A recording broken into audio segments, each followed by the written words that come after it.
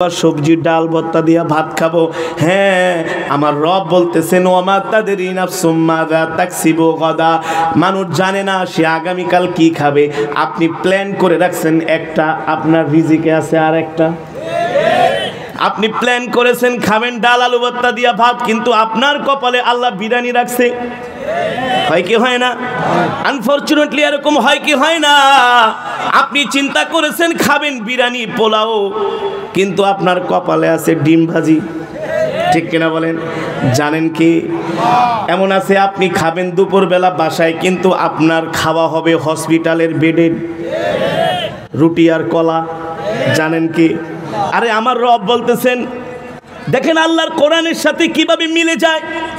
আরে এই কোরআন তো এমন কোরআন, ইয়াসিনুল কুরআনিল হাকিম, এই কোরআন হলো বিজ্ঞানময় কোরআন। ঠিক কিনা বলেন?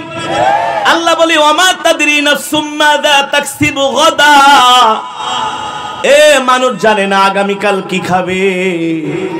ওমা তাদরি নাফসুম বিআইয়ি আরদিন তামুত, আর মানুষ জানে না কোন জমিনে তার মৃত্যু।